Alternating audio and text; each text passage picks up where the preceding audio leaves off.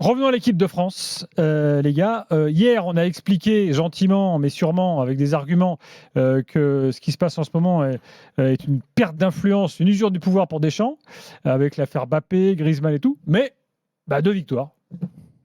Bon, les deux victoires. les victoires et les bons résultats des Bleus, c'est pas forcément ce qui a manqué sur les dernières années.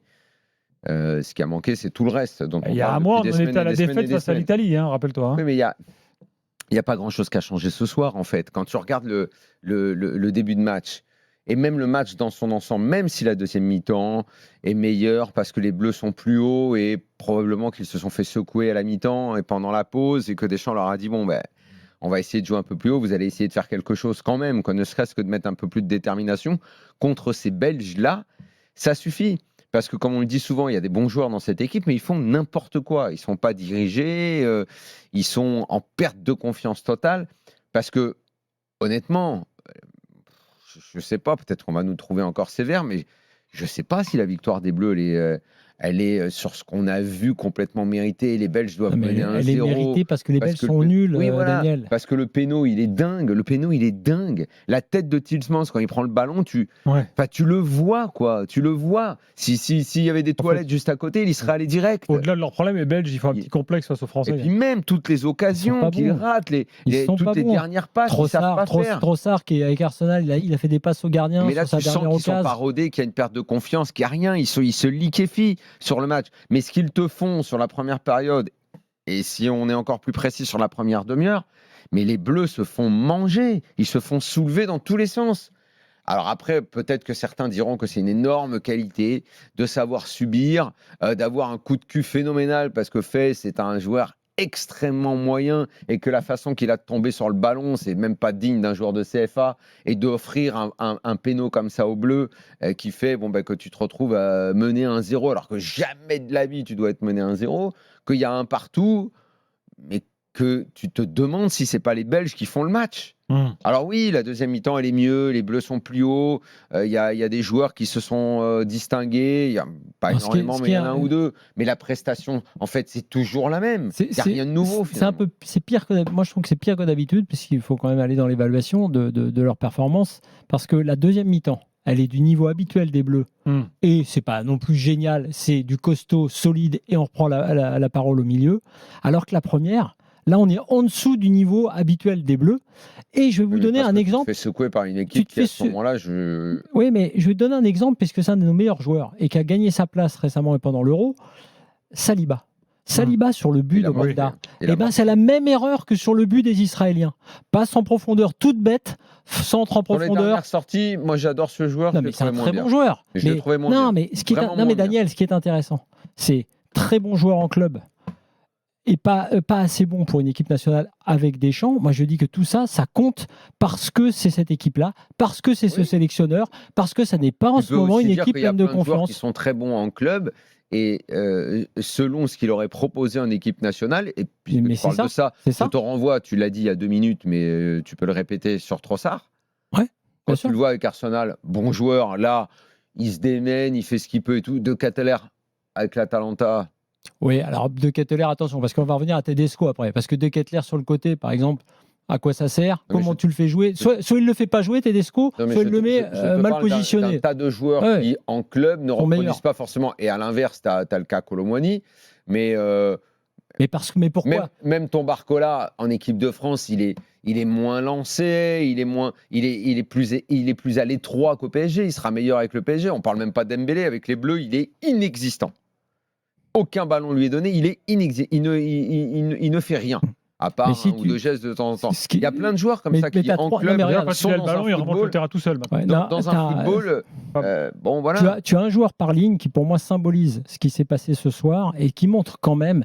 Moi, je vais plus loin que l'idée qu'on fait toujours les mêmes matchs. Je pense qu'on régresse. Parce qu'il faut voir qu'aujourd'hui, l'adversaire n'est pas un bon adversaire. On n'arrête pas, et je l'avais dit au match aller, on reste un peu sur cette image des Belges, de cette génération dorée. C'est terminé. Il n'y a plus la génération dorée. De Bruyne n'était pas là. Ils ont fait une bonne première mi-temps. mi-temps. Ni Il y a Lukaku. Doku qui éclaire tout ça, mais il n'y a pas Courtois, il n'y avait pas Lukaku, il n'y a pas De Bruyne, ça n'est pas une grande équipe, ils ne sont pas bons. En deuxième période, ils n'étaient pas bons, et l'équipe de France, en première période, a été catastrophique. C'est l'une des pires premières mi-temps de l'équipe de France depuis des années. Ça m'a fait penser au France-Italie de l'Euro 2008, où tout était cata, ça a fini par un péno effectivement provoqué de mémoire par Abidal. Là, c'était le péno, et il a fallu que Tillmans l'envoie dans les airs pour que l'équipe de France s'en sorte. Et je prendrais pour symbole un joueur par ligne. J'ai parlé de Saliba, ça fait quand même 2 fois sur 2 matchs moyens qui se prend le même but sur la même erreur, qui est une erreur énorme pour un défenseur central. Tchouaméni, pas bon du tout, la faute qu'il fait à la fin, catastrophique, à moins qu'il veuille du repos pour la prochaine trêve internationale, c'était peut-être bien joué dans ce cas. Et puis devant, on a parlé, Prochain match, il joue pas. Dembélé. Ça marche dans cette compétition. Oui, j'imagine, c'est une compète officielle. Très bien. Donc, si tu veux, quand tu as des joueurs comme ça, qui ne sont pas n'importe qui, Saliba, Arsenal, Tchouaméni, Real Madrid, Dembélé, Paris Saint-Germain, qui sont à un niveau, pour moi, catastrophique pour une équipe nationale, franchement, ce match, en première mi-temps, tu dois être mené 2-0 si c'est une équipe efficace, normale. Et heureusement pour eux, ils ont réussi à marquer par Openda juste avant la fin de la première période. Je trouve que la première période, tu vois, si j'étais Deschamps, je la prendrais comme exemple négatif de tout ce qu'il ne faut pas faire. Mais encore une fois, quand on a parlé de la compo hier, j'ai été quand même surpris, effectivement, pour lui qui avait dit qu'il comptait sur ces 2 matchs, ne pas trop changer de choses, Kepa Camavinga, qui fait quand même la différence au milieu en ce moment. Oui, mais là, il ne joue pas, c'est un turnover, il se repose. Turnover, mais t'as vu au milieu, on a pris le bouillon en première période. Tu joues avec un milieu, Guendouzi, qui était devenu le roi du monde jeudi soir, comme tu as vu la plupart des commentaires. D'un coup, Guendouzi, limite, avait gagné sa place et tout. Et tous ceux qui avaient dit qu'il ne méritait peut-être pas d'être dans le groupe France, évidemment, ont pris la foudre de l'instant T sur Twitter. Mais bon, on voit bien qu'on n'est pas non plus en train de parler d'un crack. Manu Koné qui fait ses débuts, qui doit s'installer dans cette équipe période. qui est pas mal. Bonne deuxième période. On sent que c'est un joueur qui a un petit potentiel. Et Tchouaméni, bon. Non, Tchouaméni, c'est décevant. Manu Koné, attention, c'est un bon joueur. Mais entre ce qu'on m'a annoncé de lui il y a quelques années et ce que je vois, il y a un mais monde. c'est pas lui en fait que je mettrais en cause. Non, mais moi je le remets même pas en cause. Je trouve qu'il est bien. C'est juste qu'on m'avait annoncé un tel crack. Mais je te parle plutôt des joueurs qui ont l'expérience, des matchs derrière eux, qui ont donc de quoi supporter tout ça, cette pression. Moi je trouve que et Saliba et même Maignan sur sa faute à la fin d'ailleurs, mais bon, et Saliba et Tchouaméni, plein de passes latérales, pas de percussion, une faute grossière à la fin. C'est pas digne, honnêtement, d'un milieu de l'équipe de France et du Real. Les Belges sont pas bons, mais nous, on n'est pas bien non plus. Saliba, c'est depuis le début de la saison qu'il n'est pas top. Même en club, il faut dire la vérité. Konaté, c'est un peu pareil. Maignan, je l'ai vu se déchirer dans le match contre Liverpool. Bon, c'est quand même un mec qui présente un CV qui fait qu'il est indiscutable, il n'y a pas de souci. Mais l'arrière gauche, c'est un coup un coup l'autre. Dès qu'il est titulaire, évidemment, il est plus décevant. Digne s'est fait pendant 40 minutes maltraiter. Il a pris des coups de bâton dans la tronche par Doku. C'était terrible. Ça a été mieux après, quand il s'est un peu ajusté. Barcola, c'est pas l'espoir qu'on voit au PSG. Dembélé, on en a parlé, je vais pas redire.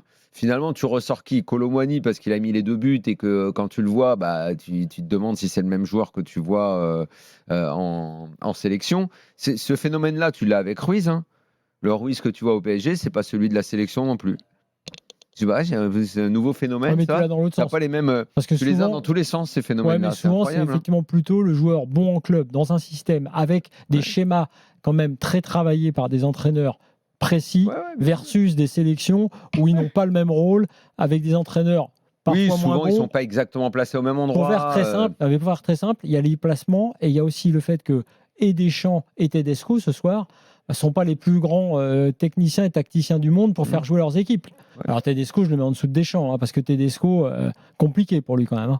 On continue notre débat avec Alban au 32-16. Alban, bonsoir. Ouais, bonsoir les gars. Salut Alban. Bon, tu retiens quoi toi ce soir là? On s'est ennuyé pendant 90 minutes. Hein. Ah, t'es belge toi? Non, pas du tout. Ah pas du tout. Je pensais, c'est pour un peu me moquer, mais. Peut-être pendant 70. C'est ça. Mais on s'est ennuyé, surtout la première mi-temps. Vraiment compliqué. Il n'y a pas de joueur créatif. Quand on commence le match avec trois milieux défensifs sur le terrain, c'est compliqué de créer du jeu, quoi. Bon. Donc tu rejoins ce qu'on disait jusque-là, quoi. Oui, tout à fait. Après, au niveau créatif, en ce moment en France, je crois qu'il y a un déficit de joueurs. Et voilà, Didier Deschamps, j'espère que ça finira bien pour lui, parce que là on voit qu'il commence à être dans un espèce de marasme entre le désamour d'équipe de France, Mbappé, voilà quoi. Non, mais surtout, J'ai l'impression en tout cas que quoi qu'il fasse aujourd'hui, il y a ce désamour qui est installé et ils gagnent les matchs, ils font match nul, ils perdent. Alors s'ils perdent, c'est un peu plus sévère, mais on est tout le temps sur le même ton. Les gens qui téléphonent, nous, je pense qu'on est entré dans une espèce d'encéphalogramme plat. On n'est pas mort, quoi, mais je veux dire, en tout cas, où ça ne bouge plus, quoi. On est là, on les regarde, les matchs. On sait même plus trop quoi dire, on n'est plus tellement emballé, les gens appellent, ils cherchent, ah mais lui il était un petit peu meilleur là, c'était quand même un peu mieux en deuxième mi-temps, hein. Mais finalement on est quand même au final tous pressés que la séquence se termine, qu'on se replonge dans le week-end du championnat, la Ligue des Champions qui arrive, et puis après il y aura à nouveau le break en novembre, le 14 novembre, 17 novembre. C'est ça. Peut-être que le Italie-France à San Siro sera un petit peu plus enthousiasmant, parce qu'on attendra que les Bleus se rachètent par Peut-être la rapport à la première place défaite se au Parc jouera des du groupe, Princes. peut-être. Exactement. C'est beau de voir de l'optimisme, hein. Ouais. Parce que je sais pas si même contre l'Italie. Je pense qu'il fera une plus grosse audience, le Italie-France. Il intéressera plus. On aura envie de voir un petit peu, quoi. Oui, Avec le recul, là, finalement, Alban, tu n'as pas senti l'ombre de Griezmann qui planait là Ouais, mais ça sert à rien de parler sur tout de ce ça, qui c'est manquait fini. ce soir? Ouais, mais c'est Bien fini. sûr, Faut pas c'est ce que penser je à dis. ça. Un manque de joueurs créatifs. Un Griezmann, ça se remplace pas comme ça en un claquement de doigts, mais voilà, je sais pas, c'est morose en fait, on regarde, et puis Israël c'était chiant, ce soir c'était chiant, à part aller un petit quart d'heure, voilà, Dembélé, j'ai même pas l'impression Alban, qu'il a joué. la vérité c'est que malgré tout, et ce qui est terrible avec ces victoires-là, et ce buteur-là, c'est que Deschamps gagne, et gagne avec son avant-centre, son Kolo Muani, que donc lui, dans sa tête, il est avec son Thuram, qui est là en neuf, et éventuellement sur un côté pour faire le sale boulot. Et sinon, j'ai mon Kolo Muani, moi, vous avez vu, ça marche avec moi, donc je sais m'en servir. Ça veut dire que tu pars dans l'idée que ton neuf en équipe de France, ça peut être Kolo Muani. Tu pars dans l'idée que ton milieu d'équipe de France, c'est Guendouzi, Tchouaméni, Koné. Alors qu'à une époque, effectivement, tu avais Griezmann en meneur de jeu. Donc, c'est vrai que Deschamps continue sur ce qu'il sait faire avec ce 4-3-3, avec un Kolo Muani en qui il a confiance. Moi, c'est ça le plus terrible. C'est que tu as une victoire poussive, tu as une première mi-temps catastrophique, tu as un système T'as qu'on entendu la connaît, consigne des champs à et tu as un Guendouzi milieu à de terrain un moment. terrible. Elle Oui, est tout, tombée. mais même en première Elle est mi-temps. tombée. C'est la même, on la Ne connaît. va pas trop loin. Ouais, c'est pas lui. Il t'es trompé sur un mot, Flo. T'es pas loin. C'est quoi? T'es pas loin. Tu veux la jouer à la devinette ou tu. Je sais plus ce qu'il lui a dit. Monte pas trop. Monte pas trop, ouais, c'est ça. Non, de toute façon, ça doit être même. Non, mais déjà, quand tu as Guendouzi. Monte pas Non, mais trop. regarde, Reste ouvert, quoi. Tchouaméni, Guendouzi, Koné. Même si Koné, effectivement, est capable, et tous d'ailleurs, d'aller box-to-box. Mais. Ils jouent tous différemment. C'est 8 joueurs défensifs sur 11. C'est compliqué. Et Kolo Muani, je reviens. Je lui veux pas de mal. Ce soir, tu peux pas dire qu'il fait un mauvais match. Le mec va mettre son péno et il met son but. Mais est-ce que le 9 de l'équipe de France, ça va être Kolo Muani? Est-ce que le milieu d'équipe de France, ça va être ça? Il plante, qu'est-ce que tu veux faire? Voilà. Et est-ce que donc sur le côté gauche, parce qu'Hernandez n'est pas bon, ça va être Lucani? Pareil, j'ai rien contre lui, il fait pas un mauvais match, à part qu'il a pris le bouillon face à Doku, mais effectivement, plein de gens prennent le bouillon face à Doku. Donc, il a pris le bouillon à un moment, même c'était les autres. Non, mais Koundé aussi, à une époque, il a pris le bouillon, puis il a fait un bon Euro. Donc, ce ne sont pas des mauvais joueurs.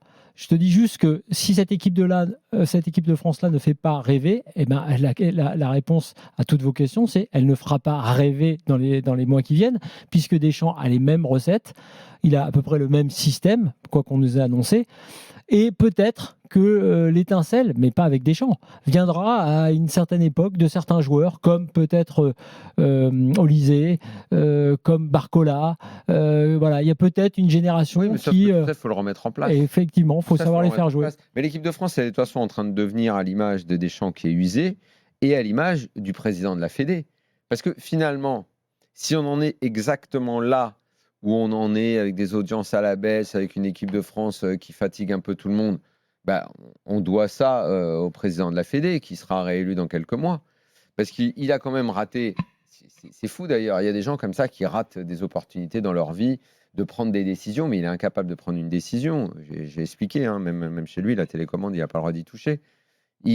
Après l'Euro, alors qu'il va se présenter et que c'est quelqu'un que personne ne connaît, il est en déficit de notoriété, il a une opportunité fantastique de nommer le sélectionneur que toute la France attend. Juste avant les JO. Nouveau souffle. Il peut tout relancer. Et dans la foulée, en faisant ce qui pourrait presque apparaître comme de la démagogie, répondre à l'envie du peuple. Dans la foulée, tu te présentes aux élections. Bon, déjà que là, il va être élu, mais là, il aura été encore plus... il s'associe au sélectionneur que tout le monde veut. Et vas-y, je te le nomme. On dit à Deschamps, monsieur, je vous serre la main, je vous paye vos derniers cachets, c'est fini, c'est normal. Merci beaucoup. Je lui fais même une petite fête sympa de ça. Il a l'opportunité de faire ça. Genre pot de départ. C'est un boulevard. Il a un boulevard pour faire plaisir aux Français, relancer les Bleus et lui-même se mettre dans la peau du mec qui a la super idée, bon alors qu'on l'a tous, mais d'être le président qui relance. Après ce qui vient de se passer, après le départ de Le Graët, après lui qui souffre d'un manque de légitimité terrible parce que il est là normalement comme un intérimaire qui veut aller plus loin. Tout ça, il ne le fait pas. Voilà. Il y a des gens comme ça qui ratent des opportunités. Ils ratent des opportunités de réussir des choses importantes dans leur vie. Donc Diallo a décidé d'être un président yaourt nature, quoi. Je remercie Alban au 32-16. C'est un gâteau entrée de gamme. Jérémy est là. Salut Jérémy. Bonsoir monsieur. Marque distributeur. Bon, Jérémy, tu es d'accord avec ce que tu entends jusque-là ?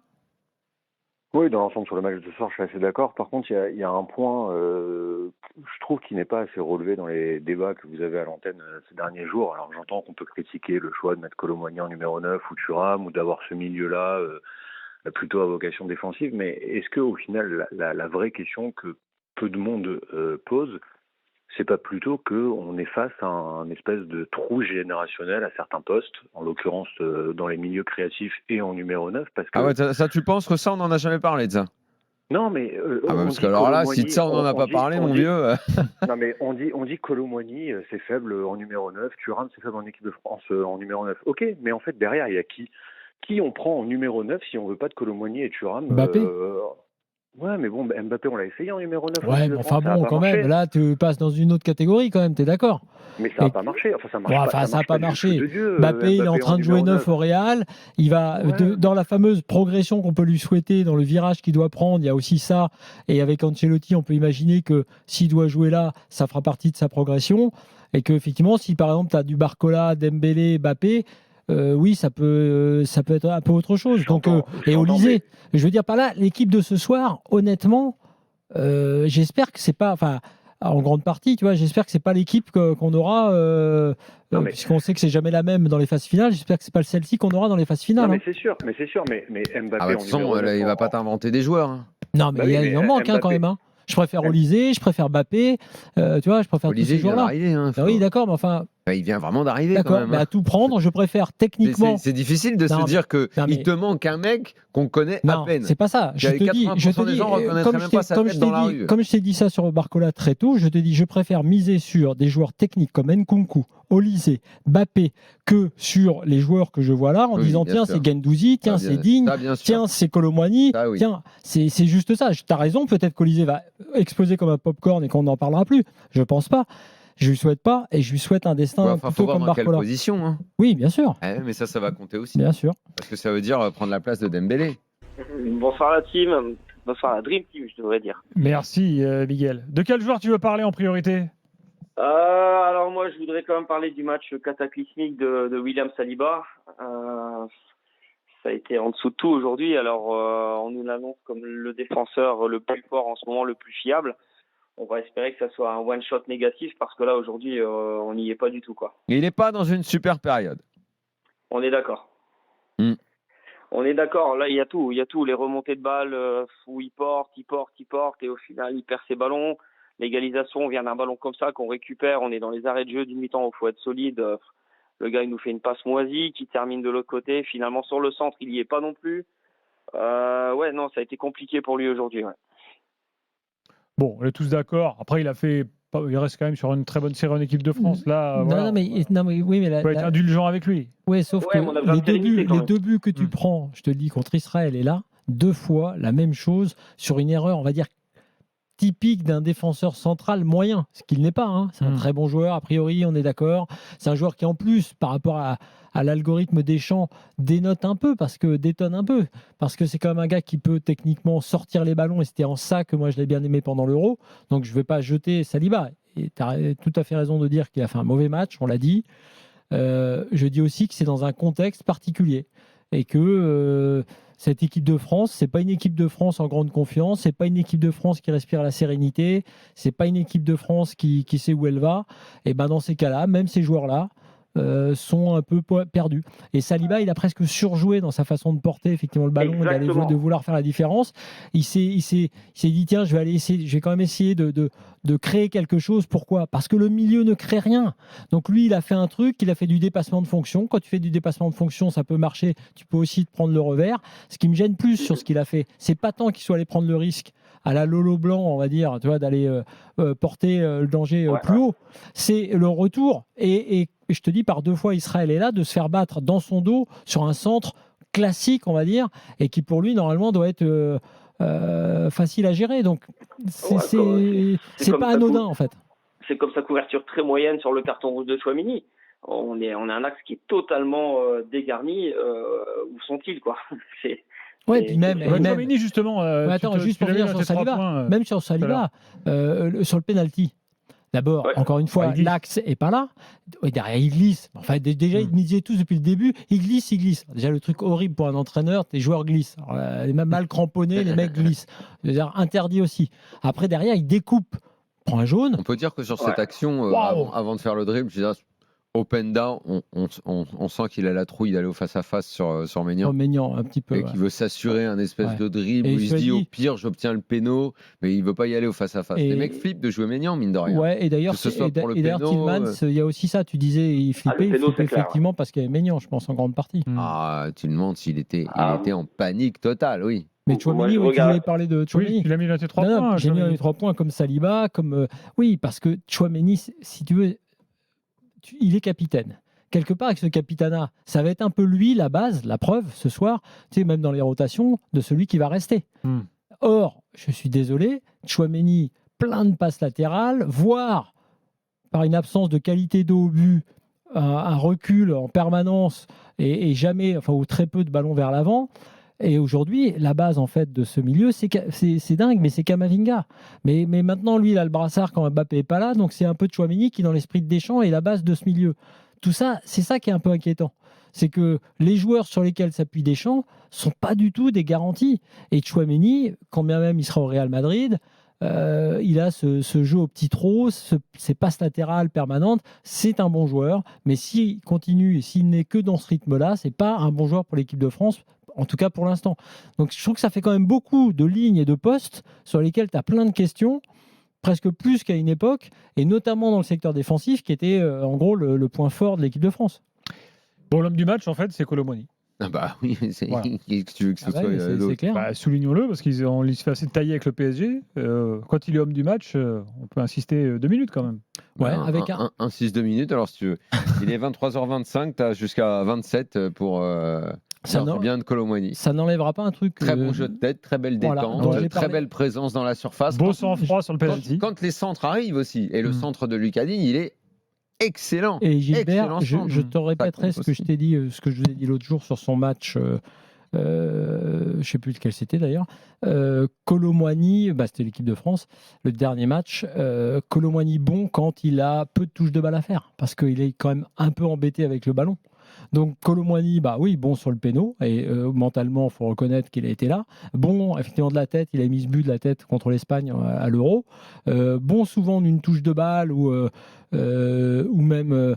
on va dire dans l'occupation, quand il laisse passer le ballon, on l'avait vu la dernière fois, dans tout ce jeu-là, moins bon dès qu'il s'agit de, on va dire, voilà, de faire un peu la différence et d'être ami avec le ballon, quoi.